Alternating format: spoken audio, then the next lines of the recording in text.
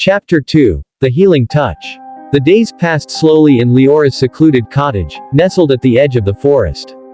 The air was filled with the scent of herbs and the soft hum of nature.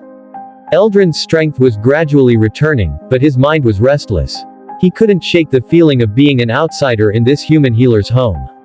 One morning, as the first rays of sunlight filtered through the window, 𝘁𝗀 attempted to rise from his bed. His muscles protested, but he was determined to regain his mobility. 𝘁𝗲, who had been preparing a poultice nearby, noticed his struggle and hurried to his side. "Easy now," she said gently, placing a steadying hand on his shoulder. "You're not fully healed yet." 𝘁𝗀 sighed, frustration evident in his eyes. "I can't stay here forever, 𝘁𝗲. I need to return to my people." 𝘁𝗲 nodded, understanding his urgency. "I know. But you must give yourself time to heal properly. Pushing yourself too hard will only set you back." Reluctantly, 𝘁𝗀 settled back onto the bed, his pride wounded more than his body. "Why did you save me?" he asked, his voice tinged with curiosity and confusion. "I am your enemy." 𝘁𝗲 paused, her hands stilling over the herbs she was crushing.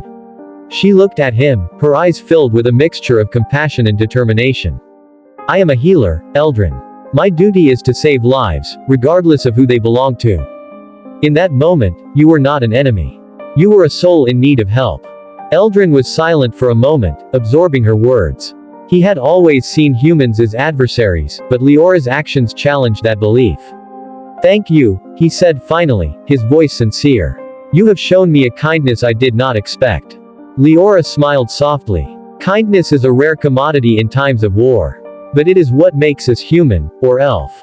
As the days turned into weeks, 𝘁𝗀 and 𝘁𝗲 fell into a comfortable routine. 𝘁𝗀 would spend his mornings practicing gentle exercises to regain his strength, while 𝘁𝗲 tended to her garden and prepared healing remedies. In the evenings, they would sit by the fire, sharing stories of their respective worlds. 𝘁𝗀 spoke of the Elven kingdom, with its towering trees and shimmering rivers. He described the beauty of the elven cities, built in harmony with nature, and the deep connection his people had with the land. 𝘁𝗲 listened with rapt attention, her imagination painting vivid pictures of the places he described. In return, 𝘁𝗲 shared tales of her childhood in the human empire, of the bustling markets and the simple joys of village life. She spoke of her training as a healer and the challenges she faced in a world torn apart by conflict.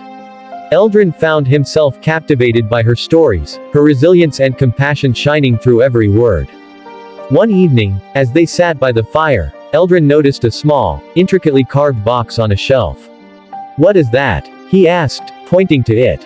𝘁𝗲's eyes followed his gaze, and a wistful smile crossed her lips. "That is my mother's music box. She gave it to me before she passed away. It plays a beautiful melody that always brings me comfort."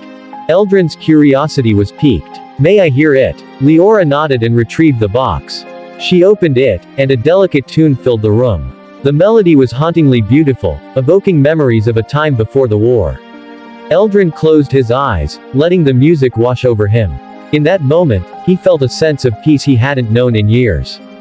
As the last notes faded away, 𝘁𝗲 looked at 𝘁𝗀, her eyes reflecting the flickering firelight. "Music has a way of healing the soul," she said softly. 𝘁𝗀 met her gaze, a newfound warmth in his heart. "Indeed, it does." In the quiet of the night, surrounded by the gentle sounds of the forest, an unspoken bond began to form between them. It was a bond forged not by blood or allegiance, but by shared humanity and the healing power of compassion.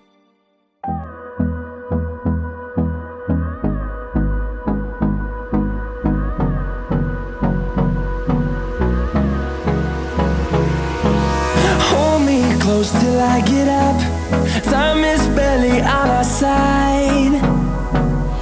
I don't wanna waste what's left. The storms we chase are leading us, and love is all we'll ever trust. Yeah, no, I don't wanna waste what's left. And on we'll go,